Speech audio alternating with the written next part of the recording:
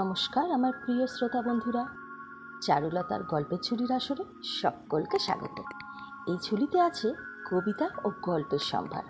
গল্পের মধ্যে রয়েছে রহস্য, প্রেম, গোয়েন্দা, ভৌতিক, সামাজিক ও শিশুদের গল্প।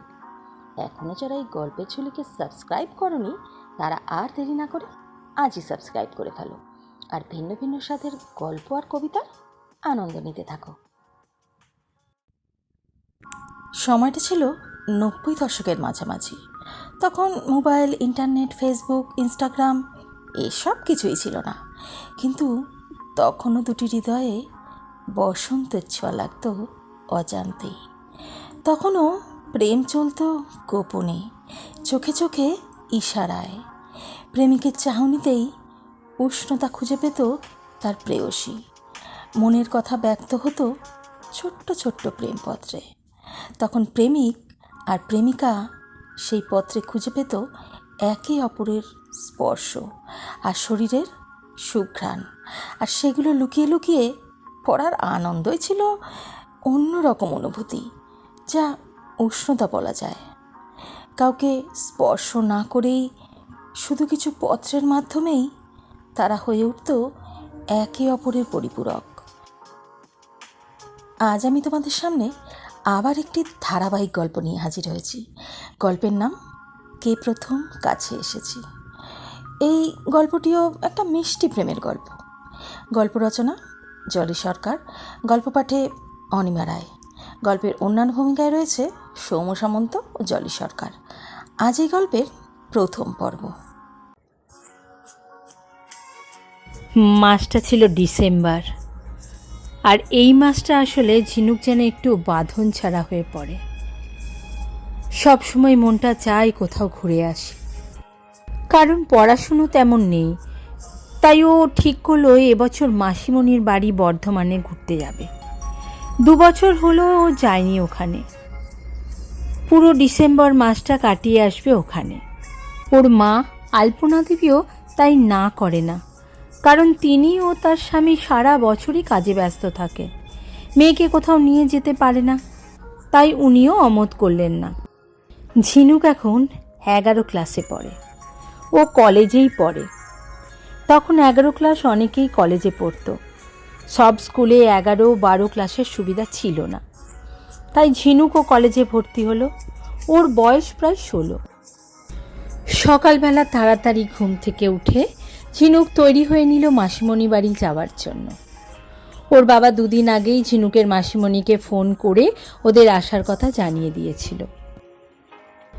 সকাল 9টার মধ্যে ওরা বেরিয়ে পড়ল। হাওড়া থেকে 10টায় ট্রেন আছে। ওরা সময়ের আগেই পৌঁছে টিকিট কেটে ট্রেনের অপেক্ষা করতে থাকে। কিছুক্ষণ পর মাইকে অ্যানাউন্স হয়, ওরা নির্ধারিত প্ল্যাটফর্মে গিয়ে দাঁড়াতেই ট্রেন চলে আসে। ঝিনুক আর ওর বাবা নিহারবাবু উঠে গিয়ে বসল। ঝিনুক একটা জানলার ধারে সিট পেয়ে গেল। এতে ওর মনটা একদম খুশিতে ভরে উঠল, বাইরের শ্যামল দৃশ্য দেখতে দেখতে যাবে বলে। কিছুক্ষণ পর ট্রেন চলতে শুরু করে। ট্রেনে বেশ কিছুক্ষণ চলার পর শহরের ইট, কাঠ, কংক্রিট ছাড়িয়ে দ্রুত এগিয়ে চলে। এতক্ষণে ঝিনুক যেন একটু বিশুদ্ধ নিঃশ্বাসে প্রাণ ভরে নিতে পারল। প্রকৃতির ছোঁয়া পেতেই ওর মনটা এক অজানা আনন্দে সতেজ হয়ে উঠল। ওর চোখ মুখ উজ্জ্বল হয়ে উঠল নিমেষে। ঝিনুককে দেখতে খুব রূপসী নয়, আবার একদম খারাপও নয়। ওর মিষ্টি স্বভাব ওর ব্যক্তিত্বকে বেশি সুন্দর করে তোলে। খুব ফর্সা নয়, শ্যামবর্ণ, জোড়া ভুরু, আর হাসলে ওর এই গজদাঁতটার জন্য ওর মুখটা যেন বেশ মিষ্টি দেখতে লাগে। ওর চোখগুলো বেশ গভীর উজ্জ্বল। বেশ কিছুক্ষণ পর ওরা পৌঁছলো বর্ধমান স্টেশন। সেখান থেকে মাসিমণির বাড়ি 30 মিনিটের রাস্তা। একটা রিক্সা করে ওরা যেতে লাগলো। বেশ দুপুর হয়ে গেছে যেতে যেতে। মাসিমণির বাড়ির গেট পৌঁছতেই দেখে ওর দাদা ও দিদি দাঁড়িয়ে আছে। ও রিক্সা থেকে নেমেই ছুটতে যায় ওদের দিকে। ছোট বোনকে দেখে দুজনেই জড়িয়ে ধরে ওকে। ওর মাসির বাড়িটা একদম রাস্তার ওপরে। দ্বিতল বেশ বড় বাড়ি। বাড়ির চারপাশে বেশ কিছু ফুল ফলের গাছ। বাড়ির সামনে এক ফালি ফুলের বাগানও আছে, তাতে শীতকালীন ফুলে ভরে আছে। বেশ সুন্দর লাগলো ঝিনুকের বাগানটা। পেছনের দিকে বেশ বড় একটা মাঠ, তাতে সকাল বিকেল কচিকাচারা ও বড়রাও খেলতে আসে। ঝিনুক মাসিমণিকে নমস্কার করে জড়িয়ে ধরে। ঝিনুকের দিদি পিয়ালি আর দাদা সুমন দুজনেই ওর দুপাশে বসে গল্প করতে থাকে। ঠিক তখনই পিয়ালি বলল, ঝুমি, অনেক বেলা হলো, চল ফ্রেশ হয়ে খেয়ে নিবি। দিদি ভাই, আমি স্নান করে এসেছি, তাই হাত পা ধুয়ে নিলেই হবে। হ্যাঁ, তবে তাড়াতাড়ি যা, আমরা কেউ খাইনি, সবাই তোদের জন্য বসে আছি। ঝুমি আর নিহারবাবু ফ্রেশ হয়ে আসতে ঝুমির মাসিমণি নির্মলা দেবী সবাইকে একসাথে খেতে দিল। কিছুক্ষণ পর ঝিনুকের বাবা চলে যায় কলকাতায়। সবাই দুপুরের খাবার খেয়ে শীতকালীন একটা ছোট্ট ঘুম দিতে চলে যায়। ঝুমির দুপুরে ঘুমানোর অভ্যেস নেই বলে ও দিদির বইয়ের তাক থেকে একটা গল্পের বই বার করে বাইরের ব্যালকনিতে একটা চেয়ারে বসে সেটা পড়তে থাকে। ঝিনুকে ডিটেকটিভ ও রোমান্টিক এই দুই ধরনের বই পড়তে বেশ ভালো লাগে, তাই ও বুদ্ধদেব গুহর একটু উষ্ণতার জন্য বইটি মন দিয়ে পড়তে থাকে। শীতের বেলা খুব তাড়াতাড়ি কেটে যায়। 4টে বাজার সাথে সাথেই রোদের তেজ বেশ কমে আসে আর ঝুপ করেই সন্ধে নেমে যায়। ঝিনুক গল্প পড়তে পড়তে বেশ মনোযোগী হয়ে উঠেছিল। বলতে গেলে ও একদম গল্পের মধ্যেই ডুবে গেছিল।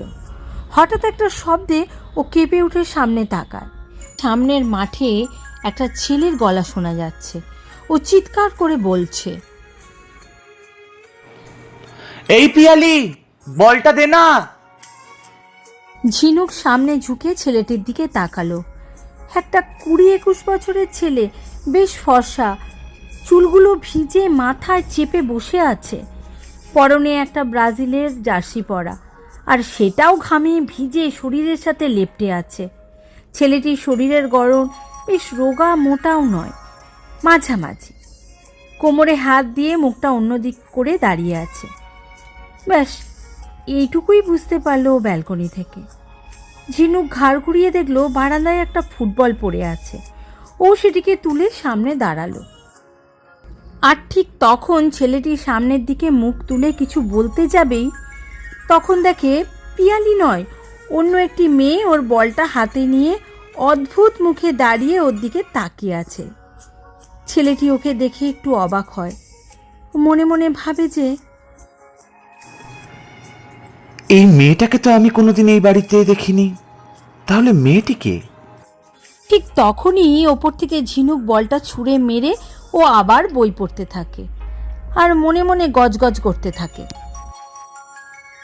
ভালো জায়গাটাতেই এসব হতে হলো, যত সব ভালো লাগে না আর। ছেলেটা বলটা নিয়ে আবার নিজের মতন অনুশীলন করতে থাকে আর মাঝে মাঝে ব্যালকনির দিকে দেখতে থাকে। ছেলেটির নাম হলো সমুদ্র। পাড়ার সবাই ওকে সমু বলেই ডাকে। ছেলেটিও তার পরিবার 2 বছর হলো এই পাড়ায় বাড়ি করে এসেছে। ছেলেটি কলকাতায় বোটানি নিয়ে অনার্স করছে। এটাই ওর প্রথম বর্ষ। ওর দিদির বিয়ে উপলক্ষে এখানে এসেছে, আর 1 সপ্তাহ পরেই ওর দিদির বিয়ে। পরদিন সকালে ঝিনুকের তাড়াতাড়ি ঘুম ভেঙে যায়। এটা ওর অভ্যেস। বাড়িতে থাকাকালীনও ও রোজ ভোরবেলায় উঠে সূর্য প্রণাম করে তারপর সব কাজ শুরু করে। তাই এই নিয়মের অন্যথা এখানেও হলো না। ও তাড়াতাড়ি ফ্রেশ হয়ে সূর্য প্রণাম করে ছাদে একটু পায়চারি করতে থাকে। হঠাৎ ও খেয়াল করে কাল বিকেলের ওই ছেলেটা আজও সকালে বল নিয়ে একা একাই প্র্যাকটিস করে যাচ্ছে।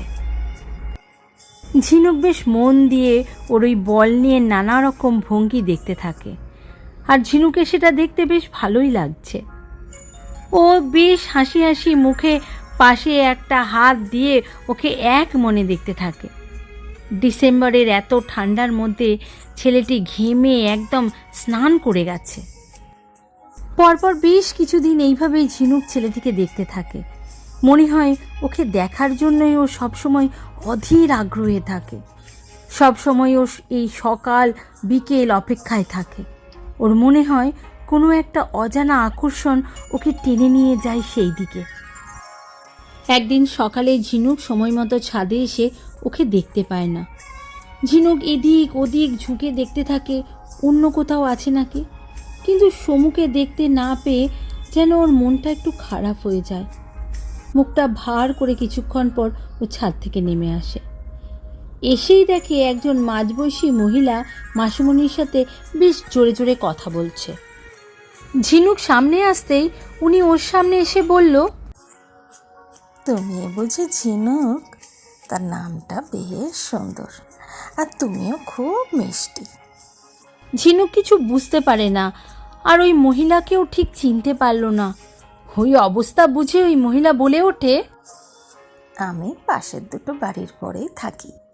কাল আমার মেয়ে ইন্দুর বিয়ে, তাই তোমার মাসিমণিকে মনে করিয়ে দিতে এলাম যে সকাল সকাল যেন চলে যায় সবাই। তুমিও যেও, হ্যাঁ? 3-4 দিন আমাদের বাড়িতেই তোমাদের সবার নেমন্তন্ন। ঠিক আছে জেঠিমা, আমি দাদা দিদির সাথে অবশ্যই যাব। মহিলাটি খুশি হয়ে ওর মাথায় একটা হাত রেখে ওর মাসির উদ্দেশ্যে বলল, অসুমনের মা, আসলাম গো। তোমরা কিন্তু কাল চলে যেও সবাই, আর যেন বলতে না হয়। আচ্ছা দিদি, আমরা সবাই চলে যাব। ও মাসিমণি, আমি তো কাউকে চিনি না, আমি ওখানে গিয়ে একা একা বোর হব। কেন? তুই তো আমার সাথে যাবি। কোনো সমস্যা হবে না, আমি আছি তো। আমি তোকে সবার সাথে পরিচয় করিয়ে দেবো। আচ্ছা ঠিক আছে, আজকে বিকেলে আমি ইন্দুর সাথে তোকে পরিচয় করিয়ে দেবো, সাথে আমার বন্ধুদের সাথেও। ঠিক আছে? ঠিক আছে, কিন্তু কখন বললে? বিকেলে? হ্যাঁ, ওই 5টার সময়। কেন, তোর আবার কি কাজ আছে শুনি? বিকেলে তো ছেলেটা খেলতে আসে, আজ সকালেও দেখতে পেলাম না, বিকেলেও কি দেখতে পাবো না? কী রে ঝুমি, কি ভাবছিস? হ্যাঁ, না না, ঠিক আছে, হ্যাঁ যাব যাব যাব। বিকেল হলেই ঝুমি ছাদে দৌড়ে যায়, যদি একবার ওর কাঙ্ক্ষিত মানুষটির দেখা পায়। কিন্তু আবার ও শূন্য হাতে ফিরে আসে। ওর মন বেশ ভারাক্রান্ত, কিছু ভালো লাগছে না। ও ক্রমাগত ভাবছে, কি হলো, আজ এলো না কেন খেলতে? শরীর খারাপ হয়নি তো? এইসব ভাবতে ভাবতেই ও পিয়ালির সাথে বেরোলো। রাস্তায় বেরিয়ে মাঠটার সামনে দিয়ে যাওয়ার সময়ও একবার শূন্য মাঠটার দিকে চেয়ে দেখল। মনটা ভীষণ খাঁ খাঁ লাগছে ওর, মনে হচ্ছে কি যেন একটা নেই। পরক্ষণে আবার এটাও ভাবে, আমি কেন এত ওর জন্য চিন্তা করছি? আমি তোর নামটাই জানি না ভালো করে, আর ও আমাকে নিয়ে ভাবে কি না সেটাও জানি না। তাহলে কেন আমার মনটা ওর জন্য এত ব্যাকুল হয়ে উঠছে? আর তো কটা দিন বাদেই চলে যাব, তখন তো চাইলেও দেখতে পাবো না তাকে। তাহলে কেন এত মায়া বাড়াচ্ছি? ধুর ধুর, ফালতু সব কিছু ভাবছি তখন থেকে, কে না কে, তার জন্য আমি এত ভাবছি। সে আসেনি তো আসেনি, আমার কি? এইসব ভাবতে ভাবতেই পিয়ালির সাথে ও জেঠিমার বাড়িতে এসে পৌঁছালো। ও যেতেই ইন্দু ঘর থেকে বেরিয়ে এসে ওকে হাত ধরে ঘরে নিয়ে যায়।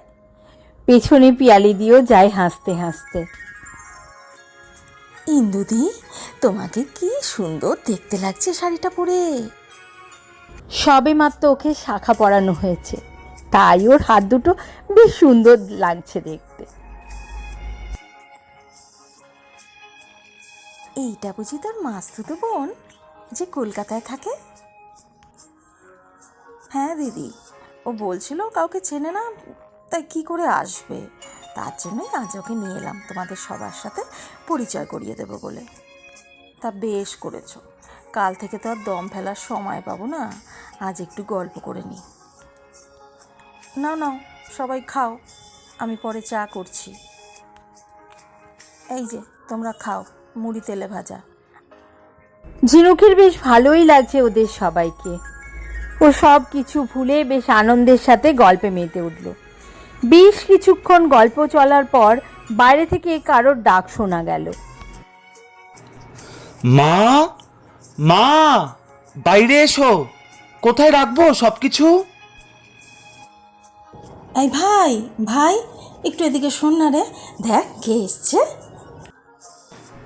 আমার এখন সময় নেই, অনেক কাজ আছে। ছেলেটি বাইরে থেকেই উত্তর দিল কিছু কাজ করতে করতে। বাবা, অমন করছিস কেন? আয় না একটু। যা না, দিদি ডাকছে, হাত মুখটা ধুয়ে টিফিনটা করে নে। ও ঘরে আমি দিয়েছি, মুড়ি তেলে ভাজা দিয়েছি, তুই যা। কিছুক্ষণ পর হাত মুখ ধুয়ে ছেলেটি ঘরে প্রবেশ করে ইন্দুর উদ্দেশ্যে বলল, বল, ডাকছিস কেন? কি হয়েছে? ঝিনুক সেই সময় ইন্দুর বিয়ের কার্ডটা দেখছিল মন দিয়ে, তাই ও ছেলেটিকে দেখতে পায়নি।